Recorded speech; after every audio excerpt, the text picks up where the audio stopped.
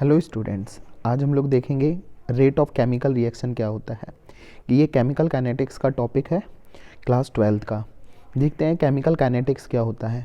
हम लोगों को पता है कि जो रिएक्शन प्रोसीड होती है उसकी जो मैकेनिज्म होती है उसको हम बोलते हैं क्या, केमिकल काइनेटिक्स। सबसे पहले हम समझते हैं कि रेट ऑफ केमिकल रिएक्शन क्या होता है।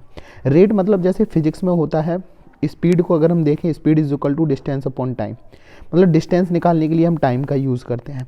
ऐसी जब रिएक्शन प्रोसीड होती है, मतलब जब रिएक्टेंट से बेटा प्रोडक्ट बनता है, तो उसमें क्या होता है, रिएक्शन में कुछ टाइम लगता है होने में, मतलब रिएक्टेंट से प्रोडक्ट बनने में जो कुछ टाइम लगता है उसमें हम उस टॉपिक को इस बारे में हम पढ़ेंगे। अब रेट ऑफ केमिकल रिएक्शन क्या है। रेट ऑफ केमिकल रिएक्शन बेटा जिससे रिएक्शन और प्रोडक्ट में बनने में जो टाइम लगता है उस शब्द के लिए हम लोग रेट का यूज़ करते हैं। अब अगर हम बात करें कि कई तरीके की केमिकल रिएक्शंस होती हैं, जैसे कि कुछ ऐसी रिएक्शंस होती हैं जो आयनिक रिएक्शंस होती हैं। उनमें क्या होता है, आयनिक रिएक्शन में जो जल्दी से रिएक्शन क्या हो जाती है, पूरी कंप्लीट हो जाती है। जैसे कि फॉर एग्जांपल ये सिल्वर नाइट्रेट है, NaCl के साथ रिएक्शन करेंगे तो AgCl और सोडियम नाइट्रेट में कन्वर्ट हो जाएगा।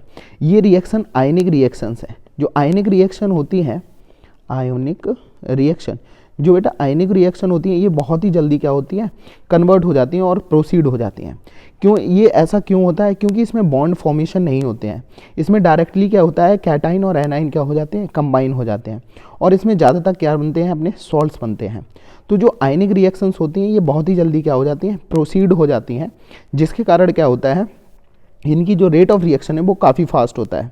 मतलब हम कह सकते हैं इतना कम टाइम लगता है कि हम लोग उनको जल्दी से रिकॉग्नाइज नहीं कर पाते हैं कि वो रिएक्शन हुई भी है या नहीं हुई है। मतलब कह सकते हैं 10⁻⁻² सेकेंड, मतलब इतना कम टाइम लगता है कि वो रिएक्शन तुरंत ही प्रोसीड हो जाती हैं।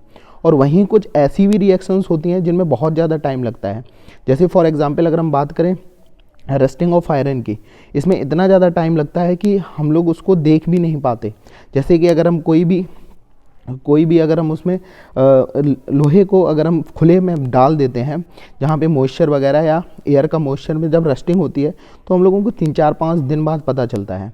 तो इस केमिकल रेट में, मतलब इस चैप्टर में जो chemical rate of chemical reaction है वो उन रिएक्शंस के लिए पढ़ेंगे जो मतलब कि जिसको हम लोग रिकॉग्नाइज कर पाएँ। मतलब मिडिल में जो रिएक्शंस होंगी, ना ज़्यादा फास्ट होंगी ना ज़्यादा स्लो होंगी, उनके बारे में आज हम लोग पढ़ेंगे। तो आप लोगों को ये चीज़ समझ में आई होगी कि रिएक्शंस दो तरीके में होती हैं। जो आयनिक रिएक्शन होती हैं वो बहुत ही जल्दी फास्ट हो जाती हैं क्योंकि उसमें बॉन्ड फॉर्मेशन नहीं होता है। अब दूसरी चीज़ समझते हैं।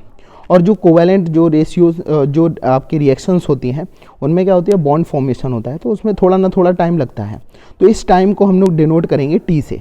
अब जैसे कुछ ऐसी रिएक्शंस हैं जो कि कुछ मेजरेबल टाइम में हो जाती, मतलब हम लोग आराम से उसको मेज़र कर सकते हैं। जैसे कि hydrolysis of Easter, ethyl acetate का अगर हम सोडियम हाइड्रोक्साइड के साथ रिएक्शन करेंगे तो सोडियम एसीटेट और एथनॉल हम लोगों को मिलेगा। तो ये ऐसी रिएक्शन है जिसको हम आसानी से लेबोरेटरी में कर सकते हैं और उनको हम मेज़र कर सकते हैं, मतलब उनके टाइम के बारे में रिकॉग्नाइज कर सकते हैं। अब हम समझते हैं कि रेट ऑफ रिएक्शन क्या होती है। बेटा अगर हम रेट ऑफ रिएक्शंस की बात करें, रिएक्टेंट से प्रोडक्ट बनता है, सपोज दैट यहाँ पे कुछ ना कुछ टाइम लगा होगा T। यहाँ पे देखिए रेट से क्या लगेगा, बनेगा प्रोडक्ट, तो यहाँ पे कुछ ना कुछ टाइम लगेगा। इस टाइम को रिकॉग्नाइज करने में जब रिएक्टेंट से प्रोडक्ट बनेगा तो कंटिन्यू रिएक्टेंट क्या होता जाएगा, डिक्रीज होता जाएगा, क्योंकि वो डिक्रीज होता जाएगा और प्रोडक्ट क्या होता जाएगा, इंक्रीज होता जाएगा। तो जब रिएक्टेंट के लिए जो हम यूज़ करेंगे वो निगेटिव साइन यूज़ करेंगे, क्योंकि रिएक्टेंट क्या होता जाता है, डिक्रीज होता जाता है। तो ये क्या होता है, रिएक्टेंट डिक्रीज होता है, इसलिए हम उसमें किसका यूज़ करते हैं, माइनस का, मतलब हम कह सकते हैं निगेटिव साइन यूज़ करते हैं। और वहीं अगर हम बात करें रेट ऑफ रिएक्शन, अगर हम बात करें किसकी, प्रोडक्ट की, तो वो इंक्रीज होता जाता है, तो इसके लिए हम लोग पॉजिटिव यूज़ करते हैं। क्या यूज़ करते हैं, पॉजिटिव। अब दूसरी चीज़ समझते हैं इसको, इसका मोलर कंसंट्रेशन, अगर हम इसको कंसंट्रेशन रिएक्टेंट और प्रोडक्ट का लिखना चाहें तो हम लोग स्क्वायर ब्रैकेट में लिखते हैं इस तरीके से रिएक्टेंट को और इस तरीके से प्रोडक्ट को। मतलब क्या है, स्क्वायर ब्रैकेट में क्या बताता है, ये कंसंट्रेशन बताता है रिएक्टेंट का और प्रोडक्ट का।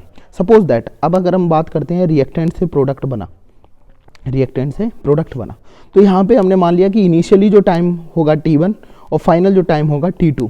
तो यहाँ पे जो डिफरेंस होगा, टाइम में जो डिफरेंस होगा उसको हम डिनोट करेंगे डेल्टा T से। तो ये क्या होगा, टाइम में डिफरेंस होगा जो कि रिएक्टेंट और प्रोडक्ट में बनने में लगा होगा।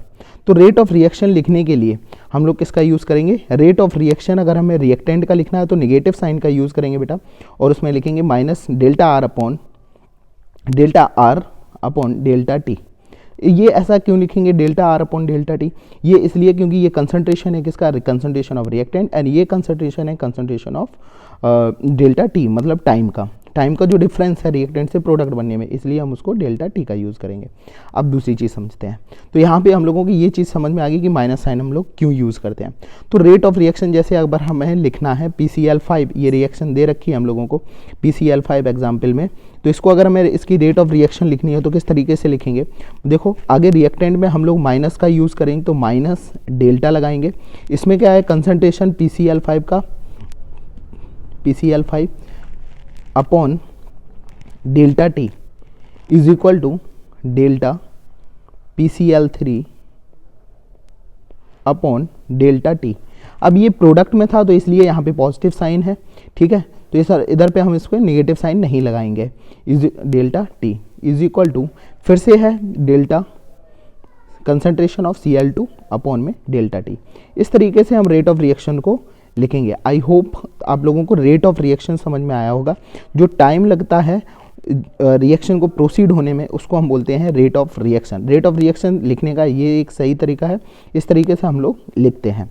अब ये चीज़ आपको समझ में आया रिएक्टेंट में माइनस साइन क्यों यूज़ करते हैं, क्योंकि रिएक्टेंट जैसी जैसी डिक्रीज होगा और प्रोडक्ट वैसी वैसी इंक्रीज होता जाएगा, और एक टाइम ऐसा आएगा जब रिएक्टेंट पूरी तरीके से कन्वर्ट हो जाएगा प्रोडक्ट में, तो डेल्टा जो माइनस आर है वो क्या हो जाएगा, एक तरीके से ज़ीरो हो जाएगा। क्या हो जाएगा, ज़ीरो, और प्रोडक्ट क्या हो जाएगा, इंक्रीज हो जाएगा। मतलब अगर हम मान लिया 1 मोल है कंसंट्रेशन तो 1 मोल कंसंट्रेशन हो जाएगा।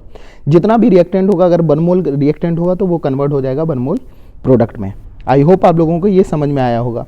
अब नेक्स्ट समझते हैं, जैसे अगर कोई भी रिएक्शन में कोफिशिएंट है उसका, अभी हम लोगों ने जो रिएक्शन देखी थी अभी PCl5 वाली बेटा, तो यहाँ पे कोई भी अभी कोफिशिएंट नहीं था। अगर हम कोफिशिएंट की बात करें तो कोफिशिएंट जब भी होगा रिएक्शन में, जैसे ये रिएक्शन ले लेते हैं A + B गिव्स 2C, ये रिएक्शन हम लोगों ने ली, तो यहाँ पे डेल्टा जो आपका ये कोफिशिएंट है उसको हम अपॉन में लिख देंगे। जैसे यहाँ पे माइनस ये रिएक्टेंट था तो minus delta A upon delta T is equal to minus delta B concentration upon में delta T is equal to, अब ये जो बेटा कोफिशिएंट था A + B गिव 2C, तो यह कोफिशिएंट है, इसको हम अपॉन में लिख देंगे 1/2 is equal to delta C upon delta T। ये होगा रेट ऑफ रिएक्शन जब कोई भी कोफिशिएंट दिया होगा। तो इस तरीके से हम लोग रेट ऑफ रिएक्शन को लिखेंगे। जब कोफिशिएंट दिया होगा तो उसको अपॉन में रख देंगे, और जब रेट ऑफ रिएक्शन सिंपली दी गई होगी तो हम इसको इस वे में लिख सकते हैं। आई होप आप लोगों को समझ में आया होगा। नेक्स्ट वीडियो हम लोग बात करेंगे instantaneous rate of reaction and average rate of reaction. Thank you.